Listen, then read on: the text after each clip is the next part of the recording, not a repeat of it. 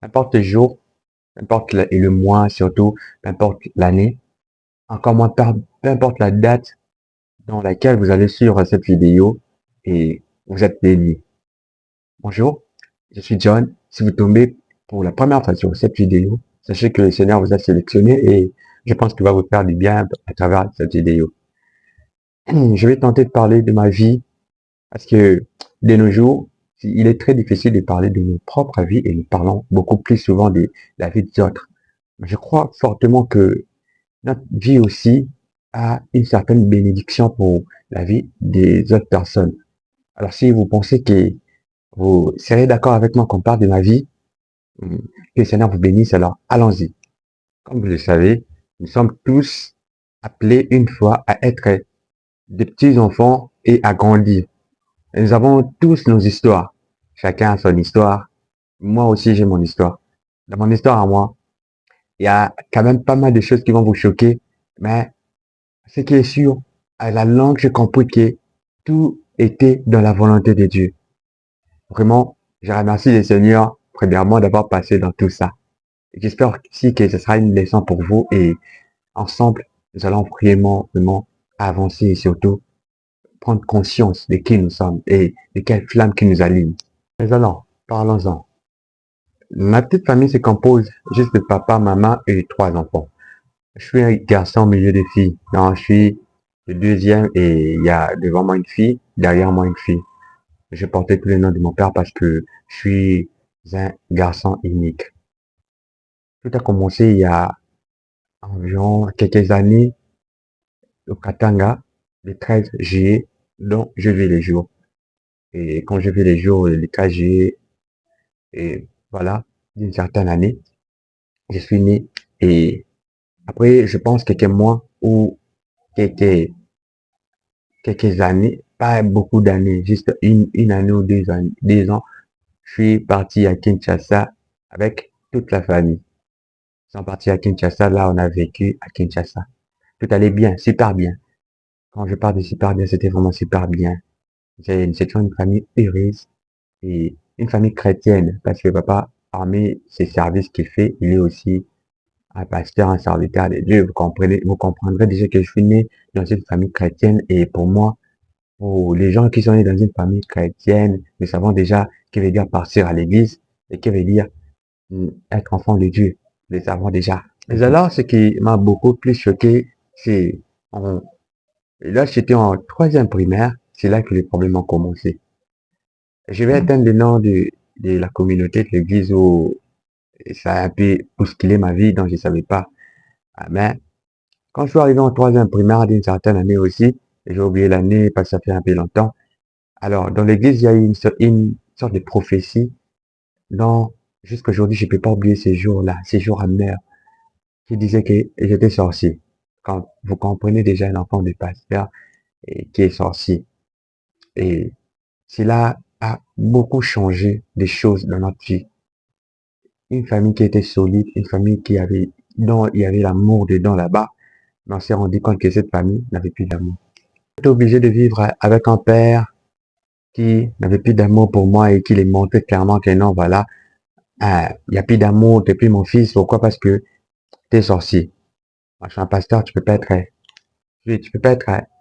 un enfant d'un pasteur si tu es sorcier. Vous voyez? Et c'est compliqué. Mais j'ai pas mal retenu des leçons dont j'aimerais vraiment vous partager. Vous savez, ce qui m'a beaucoup le plus fait mal, c'est quoi? Voir un parent, voir mes parents qui voulaient me rejeter parce que j'étais soi-disant sorcier. À cause d'une sorte de prophétie dont ça a vraiment, quand je vous l'ai dit comme ça, je suis encore sur l'émotion parce que quand je pense à ces choses-là, ça me range encore l'esprit. Et mais par la grâce de Dieu, le Seigneur j'ai déjà trouvé dans mon cœur plutôt un pardon pour tout ça et c'est ça passé. Si je vous le rencontre parce que j'étais vraiment poussé par l'esprit de vous le dire. Alors avant d'aller très loin, peut-être que ça vous est aussi arrivé d'être dans des situations peut-être similaires à moi. Déjà, cette vidéo n'est pas dans le but de vous faire, et plutôt vous faire culpabiliser toutes sortes de parents ou encore, c'est pas aussi dans le but de vous dire de vous venger de vos parents. Mais c'est une vidéo qui vous montre que, parmi tout ça, il y a quand même une volonté de Dieu dedans. Et dans cette volonté de Dieu dedans, le but, premièrement, pour les enfants, c'est de comprendre que dans tout ce qu'on fait, il y a la volonté de Dieu dedans. Si vous vous êtes arrivé dans une situation, peut-être qui n'est pas aussi similaire à moi, mais juste une situation un peu bizarre, sachez qu'il y a la volonté de Dieu dedans là-bas aussi. Sûrement, le Seigneur veut vous apprendre une leçon, donc avec le temps, vous allez comprendre cette leçon. Et de deux, pour les parents, c'est juste une question de vous dire que je vous interdis pas, ou encore je ne vous empêche pas d'accepter les prophéties dont on vous donne. Mais c'est juste que, comme la Bible nous dit que ne méprisez pas les prophéties, mais examinez.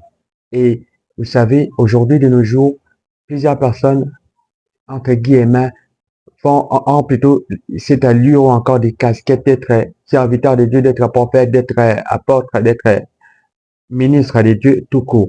Mais sachez-le que s'il y a parmi les gens ou encore s'il y a quelqu'un qui peut vous parler bien de votre vie ou encore mieux de la vie des membres de vos familles ou encore de plusieurs personnes, c'est Dieu. Vous voyez, je vous interdis pas de vous attacher aux prophéties, mais surtout ayez les discernements pour comprendre.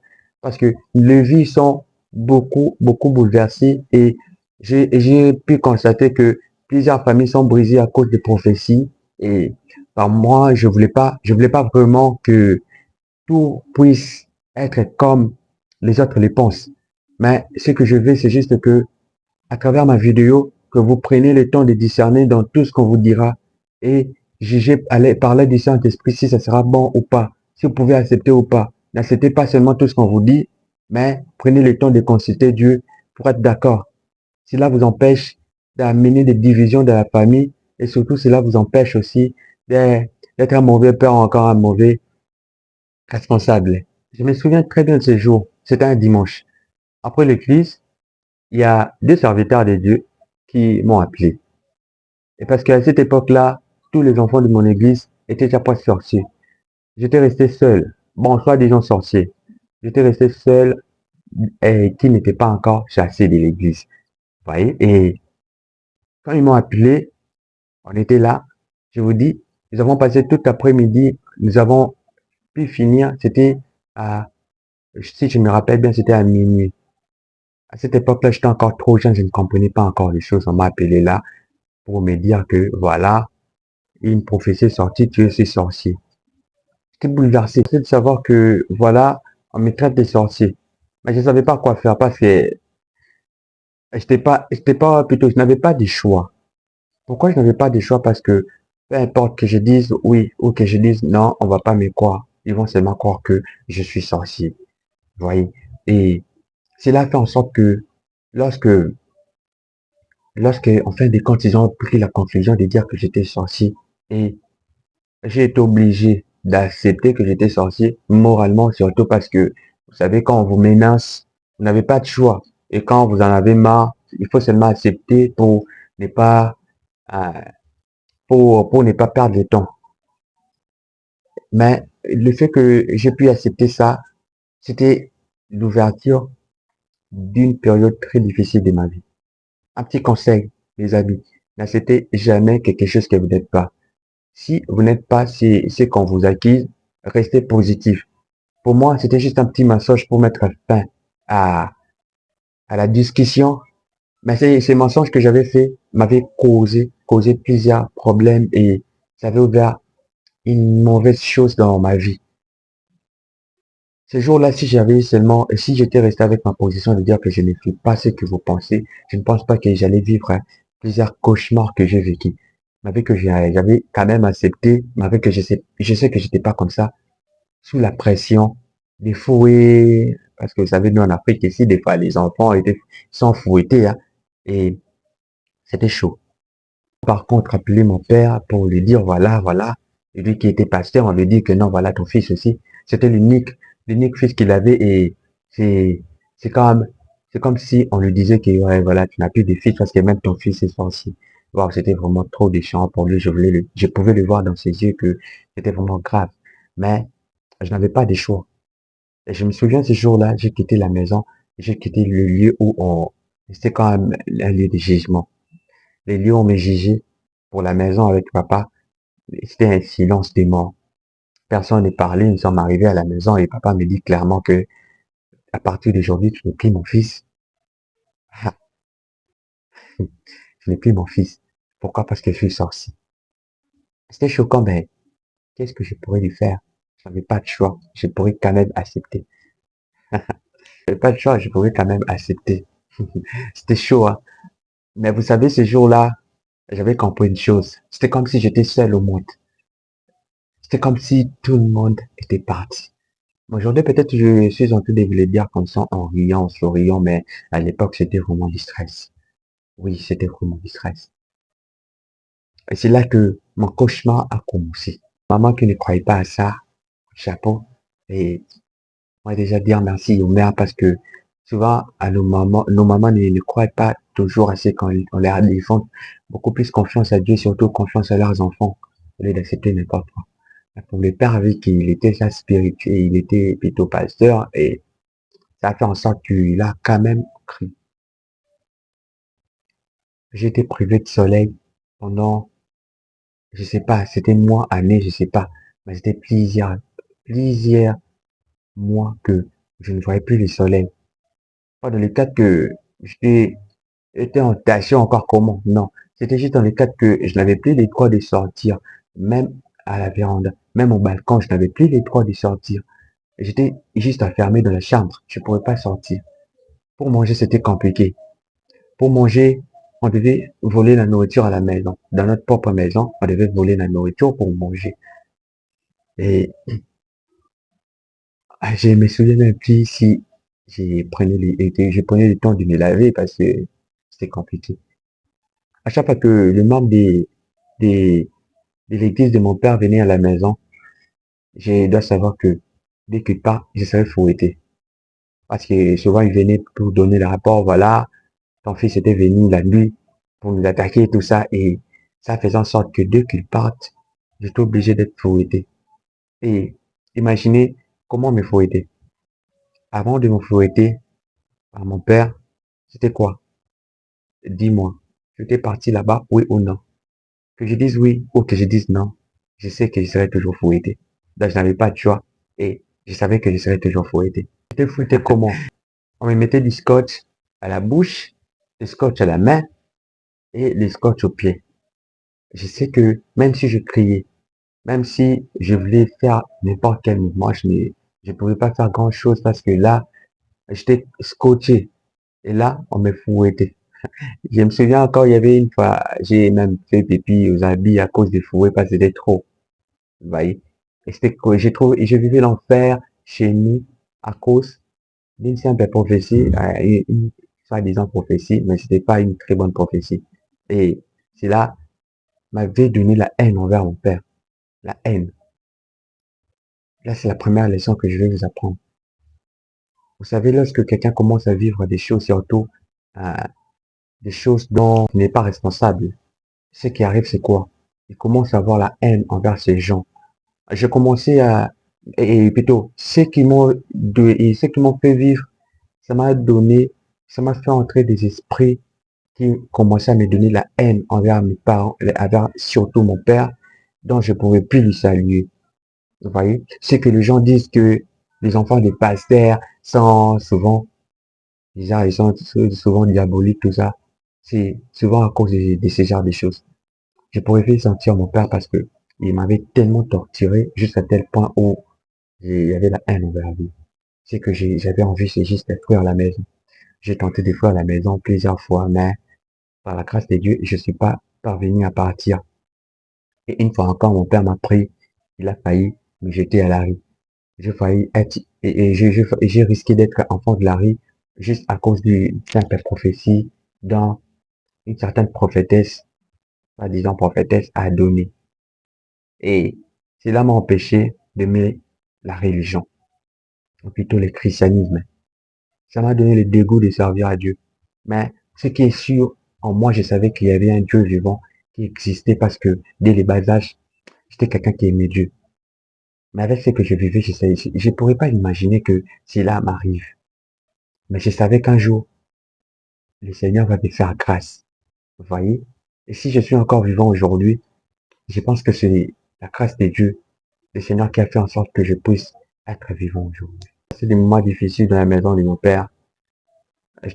Donc, quand je vous ai dit qu'on était obligé de, de voler la nourriture pour manger parce que papa avait pris la décision de dire que voilà, quand vous voulez, et comme vous voulez pas arrêter la sorcellerie, voilà, vous n'allez plus manger.